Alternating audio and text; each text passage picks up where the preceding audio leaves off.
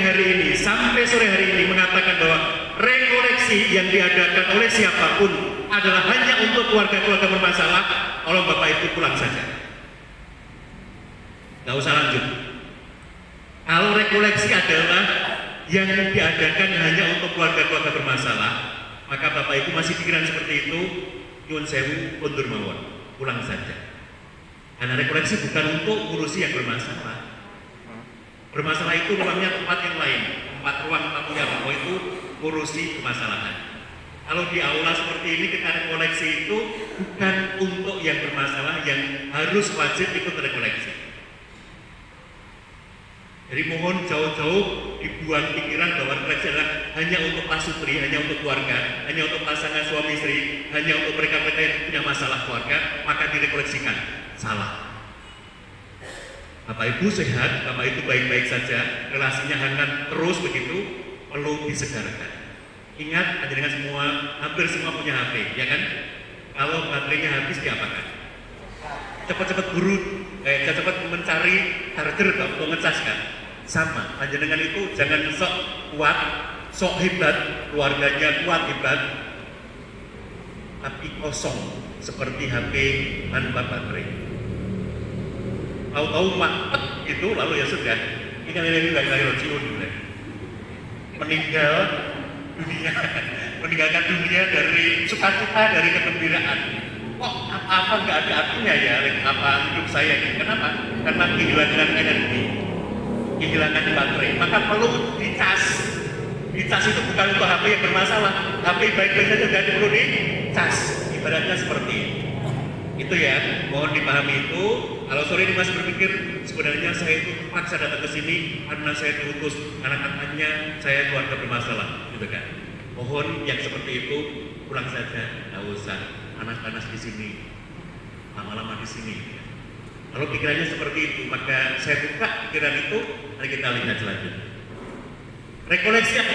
Rekoleksi, kembali koleksi, mengumpulkan.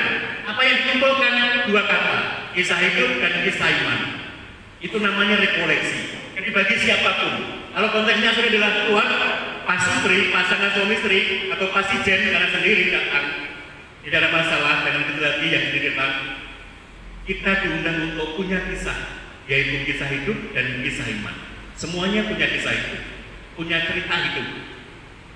Mbuh itu menyukakan hati, mbuh sedang berat-beratnya saat ini punya masalah di keluarganya, mbuh kemudian ada banyak hal yang sedang dipikirkan, tidak apa-apa, itulah kisah hidup kita.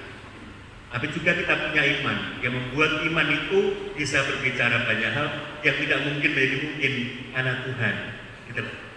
Jadi kita sampai kepada Tuhan, tidak hanya sampai kepada kata-katanya Romo, kata-katanya Mas Aan nanti, dan sebagainya. Tidak, tapi kata-katanya Tuhan karena kita adalah punya kisah iman. Bagaimana relasi yang hangat? Itu kita bangun sejenak dengan materi yang saya bantu kita berikan saat ini. Bagaimana menjadi keluarga sehat? Kita akan melihat bagaimana nilai, tanda, dan cara kita mengerti bahwa keluarga itu adalah relasinya hangat dan bagaimana keluarga itu sehat. Dari apanya kita akan lihat. Kita belajar dari keluarga atau pasutri Zakaria dan Elizabeth yang punya anak tunggal yaitu Yohanes Pembaptis. Kita saya dasarnya dari teks Injil Lukas bab 1 ayat 57 sampai dengan 66. Kemudian genaplah bulannya bagi Elizabeth untuk bersalin dan ia pun melahirkan seorang anak laki-laki. Ketika tetangga-tetangganya serta sanak saudaranya mendengar bahwa Tuhan telah menunjukkan rahmat-Nya yang begitu besar kepadanya, bersukacitalah mereka bersama-sama dengan dia. Kita tahu siapa Elizabeth, siapa Zakaria. Bapak Ibu tahu kan?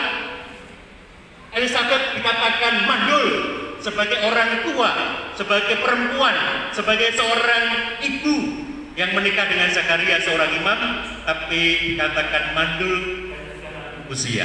Tapi apa yang terjadi? Kita tahu Elizabeth mengandung usia tuanya sekaligus yang dikatakan mandul itu. Maka bayangkan seorang yang menikah dan seorang gadis yang menikah, seorang perempuan yang kemudian menikah, normalnya adalah ingin punya segera momongan. ingin segera punya anak, punya keturunan, dipercaya Tuhan untuk kemudian momong, melahirkan, mengandung dan kemudian melahirkan dan mendidik selanjutnya. Itu kerinduan dalam sebuah perkawinan. Tapi kalau itu ternyata belum sampai tahun bertahun bahkan dikatakan mandul itu beda dengan impoten. Mandul itu nggak mungkin punya keturunan. Itu artinya jelas dalam teks dikatakan sebelumnya dan kemudian kita tahu itu bahwa genaplah bulannya bagi Elizabeth untuk yang dikatakan itu adalah melahirkan. Datanglah mereka pada hari yang ke-8 untuk menyunatkan anak itu dan mereka hendak menamai dia Zakaria menurut nama bapaknya. Tetapi ibunya berkata, jangan, dia dinamai Yohanes. Ini aneh Bapak Ibu. Anehnya di mana? Keluarga Yahudi itu seperti keluarga Batak. Kalau kenal keluarga saudara kita dari Sumatera Utara, pasti nama ayahnya itu masuk dalam nama anak, gitu ya. Setahu saya begitu. Kalau saya salah dikoreksi. Tapi begitulah juga keluarga Yahudi, pasti nama ayahnya yang dipakai untuk anak laki-lakinya. Bapaknya namanya Zakaria, lah kok anaknya Yohanes. Ini kan aneh. Karena bagi orang Yahudi, keluarga Yahudi itu nama itu penting. Penting dan selalu punya makna, punya arti. Nanti kita akan lihat siapa Zakaria, siapa Yohanes, siapa Elizabeth ibunya, itu masing-masing punya nama. Maka di sana dikatakan, kok Yohanes, ini ada apa? Lanjut. Kita baca bersama-sama, Bapak Ibu semuanya, kita baca bersama. Kata mereka kepadanya,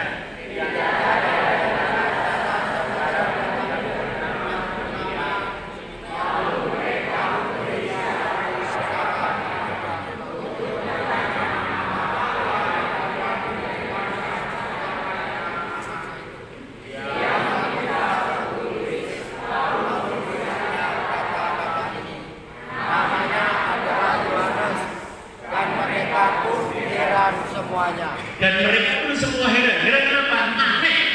Bagi mereka nggak usah menunggu namanya siapa, akan tahu bapaknya namanya siapa. Pasti anak laki-lakinya, anak perempuannya pasti namanya adalah diambil dari bapak dan ibunya. Jelas. Nah kok ini lain namanya? Maka sesuatu kita dapatkan di sini. Apakah yang seperti itu mengurangi kebahagiaan mereka?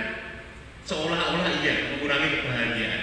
Tapi nanti ujungnya kita tahu mereka bersuka-cita, mereka luar biasa berbahagia.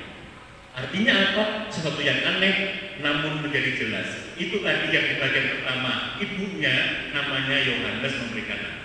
Bapaknya tahu kan, karena dihukum Tuhan sementara anak percaya sebagai imam sedang bertugas, sebagai seorang imam bertugas di bait Allah, kemudian memimpin ibadah di dalam, kok lama-lama nggak keluar-keluar, ini ada apa? Mereka yang di luar semuanya bingung, kok lama banget ini Zakaria di dalam gitu kan, di bait Allahnya. Dulu itu kalau ibadahnya itu hanya pemimpin yang bisa masuk di ruangan tertentu, semuanya di luar menunggu itu. Nah sama, nah kok nggak keluar-keluar ini ada apa? Ternyata kita tahu Zakaria didatangi oleh malaikat Tuhan bahwa nanti istrimu akan mengandung. Dan dia nggak percaya, dalam hati itu guyu. Dan maksud untuk wis tua, masuk petang, ini kan nggak mungkin kan? Kan nggak mungkin gitu loh, apalagi katanya mandul, nggak mungkin lah gitu kan. Dalam hati ketawa Zakaria, menertawakan Tuhan. Maka Tuhan mengatakan, orang percaya rapopo, yang kamu akan bisu. Kamu akan bisu sesaat, nanti kalau kamu menjadi percaya atas kuasaku, kamu akan kulepaskan ikatan. Dan betul, saat kemudian ditanyakan kepada ayahnya yang sedang bisu itu, karena nggak bisa ngomong, maka minta alat tulis. Dituliskanlah, namanya adalah Yohanes. Lanjut.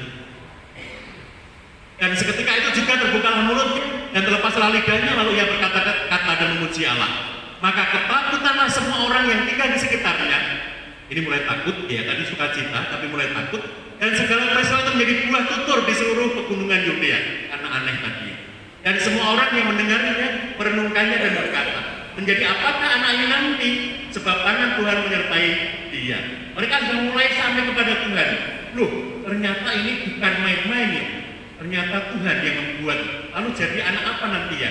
Seperti ini jadi nanti seperti apa ya dewasanya ya? Oh sekarang aja luar biasa seperti itu. Itu bahasanya.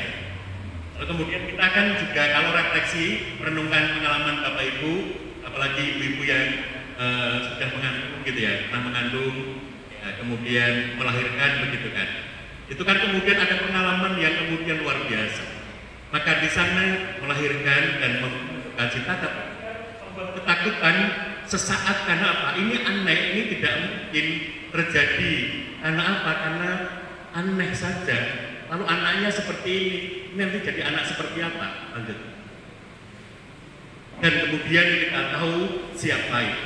Maka saat kemudian kita mengerti, saat dilepaskan ikatan lidah dari Zakaria yang tidak percaya, mereka kemudian bersukacita. Dan kita tahu, kita mengenal sejenak siapa masing-masing itu dalam dunia. Inilah Yohanes Pembaptis dalam diri yang dewasa. Anda yang selalu ada sebagai simbol Yohanes Pembaptis, ada di tangan, ada di kakinya. Itu namanya pedusnya. Pedus namanya cempenya karena masih kecil. Cempenya Yohanes. Lanjut. Yohanes dalam bahasa Yohanes Pembaptis dalam bahasa Ibrani adalah Yohanan Matbil. Itu dalam bahasa Ibrani. Dalam bahasa Arab Yohanna Amamatan. Itu nama Yohanes Pembaptis. Dalam bahasa Yunani Hagios atau Timios Endokos atau Prefektes Rodomos dan selanjutnya. Itu nama-nama lain dari Yohanes Pembaptis yang mau dikatakan dengan nama itu adalah betul ia asli dari tempatnya. Yudea, pegunungan Yudea. Beda dengan Yerusalem di tengah kota. Itu naik sekian kilometer dari pusat Israel, yaitu Yerusalem. Dikatakan di sana adalah seorang guru dan penginjil terkenal di provinsi atau di daerah Yudea pada abad ke-1 Masehi. Ya, dan kita tahu kenapa itu adalah waktu di mana Nabi Yesus juga akan dilahirkan ke dunia. 1 Masehi, bukan sebelum Masehi. Sebelum Masehi berarti para nabi. Lanjut. Yang merupakan keturunan suku Lewi, putra dari Elisabet, saudara sepupu Maria. Elisabet adalah saudara sepupu dari Bunda Maria. Kenapa nanti itu menjadi penting kita tahu? Ibu Yesus adalah Maria. Ayahnya Zakaria adalah seorang imam dari rombongan Abia yang bertugas di bait Allah.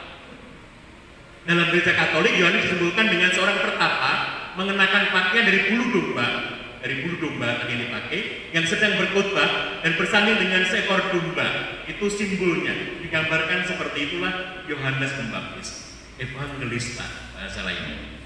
Lanjut. Maka datanglah Yesus dari Nazaret di tanah Galilea, ini konteks selanjutnya, ke sungai Yordan kepada Yohanes untuk dibaptis olehnya di sungai Yordan. Tetapi Yohanes menghindar dia, katanya, akulah yang perlu dibaptis olehmu dan engkau yang datang kepadaku. Jadi nanti kita tahu bagaimana Yesus mau datang ke Yohanes, padahal Yesus adalah putra Allah. Maka dialog-dialog itu menjadi penting untuk catatan kita bersama. Mau menjadi apa ini anak ke depannya? Salah satunya adalah pembaptis Tuhan Yesus adalah Yohanes. Lalu Yesus menjawab, katanya kepadanya, biarlah hal itu terjadi karena demikianlah sepatutnya kita menggenapkan seluruh kehendak Allah. Jadi sukacita dalam hidup kita, Bapak Ibu, hangatnya relasi itu kalau memenuhi kehendak. Kalau Bapak Ibu saling menghangatkan sebagai suami istri adalah kehendak dari suami dirasakan oleh istri, kehendak dari istri dirasakan oleh suami pasangannya. Kalau kehendaknya itu tertangkap, maka relasi itu menjadi hangat. Sama dengan relasi keluarga ini. Keluarga Elisabet, Zakaria, dan anaknya Yohanes. Tidak disebutkan dalam kitab suci kita mengenai hidup mereka sehari-hari, tapi dari catatan gereja kita mengerti bahwa mereka keluarga sederhana tapi luar biasa. Karena setelah Yohanes Pembaptis itu lahir, kemudian bapak ibunya meninggal karena sudah tua. Maka saat-saat sejenak bersama dengan anaknya inilah bagaimana relasi itu menjadi luar biasa. Buktinya mana? Ada banyak hal yang dilakukan oleh Yohanes, termasuk pemberani kritik anaknya dan sebagainya. Itulah Yohanes. Dari mana datangnya? Dari keluarga. Karena keluarganya luar biasa, sederhana tetapi berani dipakai Tuhan. Dan Yohanes pun menurutinya. Kenapa? Karena kata Yesus, Tidak apa-apa, lakukan saja, ini adalah kehendak Allah. Lanjut. Ini gambaran padang gurun Ibu, tidak apa-apa, terjadi. Dan sebelahnya Sungai Yordan. Jadi di padang gurun itu ada ya sedikit mata air. Tapi ini yang sudah dekat dengan padang gurun yang sudah dengan Sungai Yordan. Jadi ada airnya. Sungai Yordan di tempat di mana Tuhan Yesus dibaptis oleh Yohanes bersama orang-orang yang mendengar seruan Yohanes untuk tobat waktu itu dan datang kepada Yohanes seperti itu. Dan di atas di sana ada gambaran Bapaknya, Bapa Allah Bapa dan para malaikat yang mengatakan, dan di atas Yesus antara Bapa dan Yesus itu ada, kita lihat dan salib yang di tengah itu ada burung merpati. Nah, di Injil Sinoptik Matius, Markus, Lukas digambarkan dengan bahasa yang berbeda-beda. Lanjut. Dalam Matius bab 3 ayat 4 tulis, Yohanes memakai jubah bulu unta dan ikat pinggang kulit dan makanannya belalang dan madu hutan. Bapak Ibu tahu enggak? Pinggang kulit artinya bulu unta. Kenapa? Karena hanya di padang gurun maka adanya hanya unta. Wedhus rano, kemudian sapi tidak lagi, nggak ada, maka kulitnya nggak ada. Adanya adalah unta, maka kulitnya itu yang dipakai oleh Yohanes untuk pakaiannya tadi. Bapak Ibu tahu nggak belalang, kemudian madu hutan? Madu hutan tahu ya? Belalang itu makanan seperti apa Bapak Ibu? Hah? Belalang seperti walang itu ya Mas ya? Mas Santo ya? Seperti walang itu ya? Mungkin. Lanjut Mas. Nah itulah belalang. Jangan pikirkan belalang adalah walang. Belalang sama dengan walang, salah. Mulai sore ini jangan mengatakan katanya makanannya Yohanes Baptis belalang. Oh itu walang, salah. Oh ini. Namanya pohon belalang. Pohon belalang. Ini buahnya. Kayak apa? Kayak apa? Kayak toro, kayak kapri itu apa? Ya toro gitu ya. Ini yang dimakan Yohanes. Ini ada sampai hari ini di tanah suci sana ada. Saya sudah makan, enak. Jadi yang dimakan itunya buahnya itu. Ini adalah buah pohon belalang. Adanya di padang gurun, tapi dekat dengan pemukiman gitu ya. Kalau padang gurun pasti. Nah, jadi mulai sore ini makanannya adalah belalang. Walau pikirnya belalang itu walang. Sakit banget makannya walang. Ini loh, enak, lebih enak daripada walang gitu. Protein kalau walangnya, tapi ini seger, enak. Baik lanjut. Kalau madu hutan tahu kan yang madu aja. Tapi walang tadi itu salah, mikirnya walang. Belalang adalah pohon belalang, ada buahnya. Yang dimakan adalah buah dari pohon itu yang tadi bentuknya sama. Itu pribadi yang pertama, secara sih. Sekarang lihat, ini foto gambaran lukisan mengenai Maria yang menerima kabar bahwa saudarinya mengandung 6 bulan, segera lari gadis muda usia 12 tahun waktu itu, ya saat mengandung itu dikatakan Maria barusan berumur 12 tahun, masih belia. Dan lari ke pegunungan dan berjumpa dengan saudari sepupu yaitu Elizabeth. Ya, kemudian perjumpaannya. Eliseba dalam bahasa Ibrani adalah nama seorang perempuan Yahudi yang berarti berbudi baik. Ya. Jadi yang namanya Elizabeth namanya berbudi baik dalam bahasa Indonesia. Ya. Elizabeth adalah istri dari seorang imam bernama Zakaria. Jadi Zakaria dikatakan sebagai seorang imam, keturunan Abia tadi.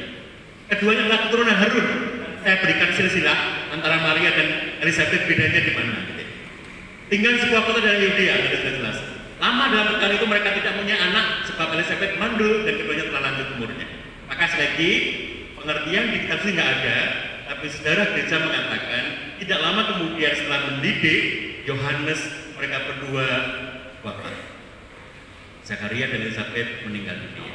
Maka hiduplah kemudian Yohanes di padang gurun, pergi meninggalkan rumahnya bersama orang tuanya yang sudah ada, pergi bertambah di padang gurun. Itulah awal mula, kemudian baru berkarya berseru-seru dari padang gurun. Lanjut. Itu Elizabeth. Zakaria. Ini foto lukisan gambaran saat Zakaria menuliskan di kakinya itu yang diangkat itu namanya adalah Yohanes. Maka itu Elizabeth gambarannya dengan Yohanes bayinya itu. Itulah gambaran di mana di sekitarnya digambarkan ada sukacita meskipun sempat ketakutan, gitu kan. Begitulah gambaran sebuah relasi. Relasi dalam hidup kita seringkali ada kebingungan, ada ketidakjelasan, membuat kita menjadi takut, menjadi khawatir, cemas gitu. Relasi itu seperti itu tapi kemudian kita mendapat peneguhan. Karena semuanya menjadi jelas dan semuanya ditentukan oleh Allah. Karena kehendak Allah. Zakaria adalah seorang imam yang disebut dalam Injil Lukas pasal 1 yang berasal dari golongan Abia. Jadi Zakaria adalah kelompoknya Abia sebagai kelompok para imam pada waktu itu yang mempersembahkan doa di bait Allah. Hanya para imamlah yang boleh kemudian mempersembahkan dan makan sajian di persembahan itu. Lain tidak. Aktif bertugas dan saat menerima kabar itu sedang bertugas untuk Zakaria. Tadi sudah saya katakan. Pada masa pemerintahan Raja Herodes Agung di Yudea. Herodes Agung itulah kemudian yang menghukum kemudian Tuhan Yesus, diteruskan anaknya namanya Herodes. Zakaria dan istrinya Elizabeth adalah seorang orang tua dari Yohanes Pembaptis yang merupakan putra dari Imam Harun dari suku Lewi. Jadi kalau kemudian kelompoknya Abia, kemudian mereka adalah keturunan imam, mau dikatakan di sana ini keluarga yang luar biasa. Kenapa? Karena keturunan imam. Imam adalah orang suci pada zamannya, sebagai yang dipakai Tuhan untuk mewartakan area keselamatan. Seperti Nabi di zaman Perjanjian Lama. Elizabeth masih bersaudara dengan Maria, ibu Yesus tadi sudah sebutkan. Lanjut. Ini secara singkat silsilahnya. Jadi dari Maria itu datang dari Raja Daud, dari keluarga raja.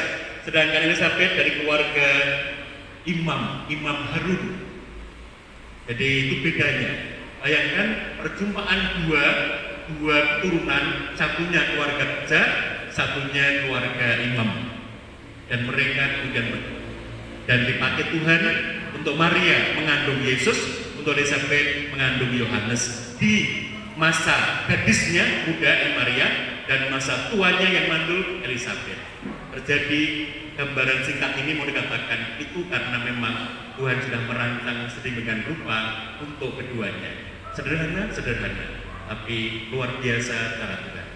Itu semoga kita maknai juga. Seringkali kita tidak mengerti dalam hidup berkeluarga. Sering gagap, sering kemudian bertanya-tanya dan sebagainya.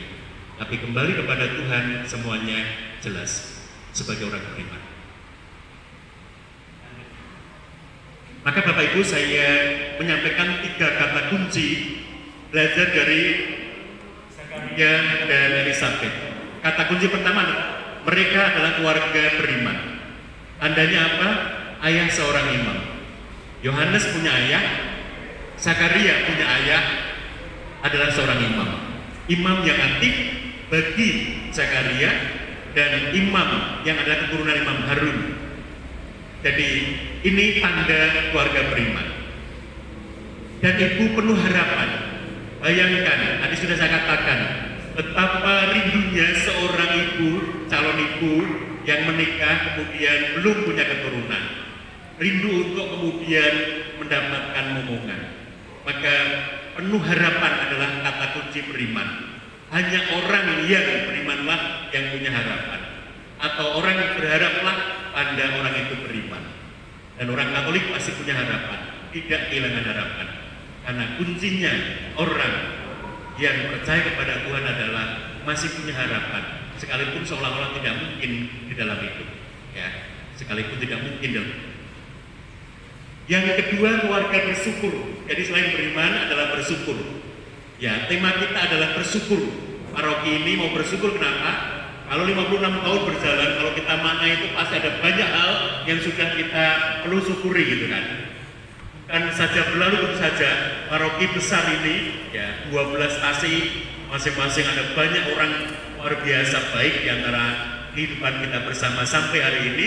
Maka layak kita bersyukur seperti Santo Paulus bersyukur dari Efesus bab 1 ayat 4 ayat 2 itu. Maka sama, tanda bersyukur adalah bergedung. Maka kita punya kidung Maria, punya kidung Zakaria. Elizabeth yang memberikan kidung kepada Maria? Siapakah sampai ibu Tuhanku datang mengunjungi aku? Itu kan kata-kata Elizabeth saat Maria datang. Dan anak dalam kandungannya apa? Melonjak, rendang. Ibu pernah ditendang anaknya waktu hamil. Jadi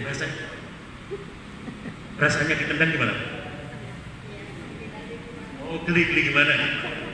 Ditendang menurut saya. Artinya apa? Jadi artinya Anda bersyukur itu, orang bersyukur itu adalah salah satu adalah berkidung, memuji Tuhan. Syukurnya itu adalah begitu. Orang mungkin itu kan orang bersyukur, diundang untuk bersyukur kepada Tuhan. Orang mungkin pernah masuk akal terjadi begitu. Maka kita tahu bagaimana ada kidung Elizabeth untuk Maria, namanya kidung Maria, bukan kidung Elizabeth, tapi namanya kidung Maria, di mana Elizabeth memuji Maria. Siapakah sampai ibu Tuhanku? Elizabeth tahu ternyata yang dikandung Maria adalah Tuhan Yesus. Sampai ibu Tuhanku datang mengunjungi aku. Pastinya kan yang tua mengunjungi yang muda, tapi kembali Maria yang mengunjungi Elizabeth, sehingga pujian itu, kidung itu terjadi. Yang kedua, kidung Zakaria. Kenapa? Saat mulai terlepas ikatan lidahnya, maka Zakaria memuji Tuhan. Merasa berdosa, merasa tidak percaya pada sebagai seorang imam, tapi menertawakan Tuhan dalam hatinya, karena itu gak mungkin bagi dia, dan itu masuk akal. Tapi terjadi dan luar biasa. Poin kedua adalah hadirnya mukjizat. Mukjizat adalah pengalaman rohani setiap dari kita juga. Bapak Ibu mungkin merindukan mukjizat itu, tapi apakah pernah bersyukur bahwa sudah terjadi mukjizat setiap saat? Bayangkan Bapak Ibu bangun tidur itu yang dicari apa? B. Tutup bojone. Enggak, Romo karena tidur tidak berdua, tidurnya berpisah kamar. Kok Romo tahu? Tahu saja. Kira-kira gitu kan. Artinya apa? Yang kita cari di pagi hari, kalau kita ternyata dari tidur langsung, siapa yang waktu tidur itu sadar? Oh, saya sedang tidur. Oh, saya sedang mimpi. Siapa yang sadar seperti itu? Gak ada. Kalau ada malah aneh. Katanya tidur, kok sadar? Saat tidur kita semua tidak sadar. Dan tidak sadar kita artinya berarti kalau kita itu tahu-tahu bangun, loh kok bisa bangun, loh kok bisa bernapas. Siapa yang langsung bersyukur kepada Tuhan? Siapa? Ayo bangun tidur langsung, mak, membuat tanda salib. Tuhan, terima kasih bisa ampekan lagi pagi ini. Amin Tuhan. Begitu. Siapa yang begitu? Apa bangun tidur? Orang-orang. Begitu mak. Oh tiba, nangisor. Bojone tiba. Siapa yang dicari di pagi hari? Siapa yang bersyukur? Mukjizat di pagi hari sudah diberikan Tuhan. Coba kalau bangun tidur, nggak bisa apa-apa. Nggak bisa apa-apa. Bangun tidur nggak bisa apa-apa. Ini napas orang iso, ngomong orang iso. Bayangkan, betapa mungkin menderitanya, baru bangun tidur langsung nggak bisa buat apa-apa. Bapak Ibu, itu bangun tidur bisa bernapas, bisa memandang sekelilingnya. Oh anak-anakku wis tangi, oh bojoku wis nang dapur. Bersyukur bisa bernapas lagi. Ini mukjizat loh Bapak Ibu. Jangan katakan Tuhan, kenapa Engkau tidak pernah memberi mukjizat kepadaku sampai hari ini? Padahal aku tuh tetap sembahyang loh Tuhan, tiap minggu ke gereja loh Tuhan, kok nggak pernah mukjizat? Nah, pengertian mukjizat kita seperti apa? Pak lebok langsung 10 yuto di karung itu mukjizat Tuhan. Enggak bakalan seperti itu, nggak usah aneh-aneh lah. Kita orang Katolik, cara mendapatkan uang tidak seperti itu. Itu dukun namanya. Kita harus bekerja untuk mendapatkan rezeki gitu. Itu caranya Tuhan untuk kita. Nggak usah aneh-aneh lah. Tuhan, saya percaya kepadamu. Anakku minta sepeda, langsung di depan ada sepeda. Orang usah, itu bukan mukjizat. Itu mimpi yang salah tempat. Enggak Bapak Ibu, bukan begitu. Mukjizat bukan seperti itu. Itu seperti pengalaman keluarga Zakaria dan Elizabeth. Itu adalah yang terjadi, tapi terjadi. Itulah mukjizat. Yang tidak pernah kita pikirkan, tapi kita rasakan, kita terima kembali, itu adalah mukjizat. Seperti contohnya tadi, nafas di pagi hari yang kita syukuri. Karena ada ceritanya, bangun tidur nggak bisa apa-apa, lalu diumumkan di masjid, innalillahi wa inna ilaihi raji'un. Telah meninggal dunia dengan tenang. Kenapa? Karena sejak malam tidur dengan tenang, pagi tenang tidak bangun, gitu kan? Jelas kan? Tapi kan seperti itu sudah selesai kan? Tidak bisa bersyukur, tidak bisa begitu. Nah, nafas di pagi hari Anda memulai aktivitas, kita syukuri karena itulah bentuk mukjizat yang sekarang Tuhan berikan kepada kita. Yohanes lahir di masa lanjut dan dikatakan mandul oleh banyak orang, termasuk Elizabeth mengakui. Tapi terjadilah keturunan, itulah mukjizat. Kata ketiga terakhir, keluarga berbagi. Maka kemudian kita mengerti tema kita adalah gereja yang bersyukur dan berbagi. Apa itu berbagi? Kalau Bapak Ibu sampai sore ini masih punya pikiran juga yang keliru bahwa saya akan berbagi apapun bentuknya kalau saya sudah kaya. Bapak Ibu nggak usah nunggu kaya. Pertanyaannya kapan jadi kaya? Kapan? Jenengan itu kapan kaya? Kalau berbaginya nunggu kaya, kapan pertanyaannya kaya? Kenapa? Karena sebelum kaya sudah meninggal dunia. Nah, kapan kayanya? Surga? Ya iya. Tapi tidak di sini. Oh, kalau saya bisa, Romo saya akan berbagi tenaga. Nanti Romo kalau sudah pensiun, masalahnya pensiun nggak sempat. Mau pensiun, mau diumumkan di kantornya. Kita bersyukur Bapak ini akan pensiun besok bulan depan. Bulan ini dipanggil Tuhan. Berarti nggak sempat pensiun kan? Berarti nggak sempat jadi pembiara? Nggak sempat jadi ketua lingkungan kan? Nggak sempat jadi ketua sasi kan? Kalau nunggu pensiun. Berbagi adalah tidak akan pernah menjadi miskin. Ingat kata-kata saya. Siapa yang ketakutan berbagi karena menjadi miskin, tolong sadari, rasakan. Karena sebaliknya, saat Bapak Ibu, saudara-saudari mau berbagi apapun dalam hidup, maka mulailah bersyukur karena akan menjadi kaya. Banyak berkat yang Tuhan berikan saat orang mau berbagi. Dan itulah Anda. Maka dikala kita belajar dari Zakaria dan Elizabeth, sejenak waktunya tidak panjang, tapi nilai pendidikan bagi Yohanes biasa. Mendidik hidup rohani sehingga Yohanes memilih bertapa, tidak foya-foya di tempat kota.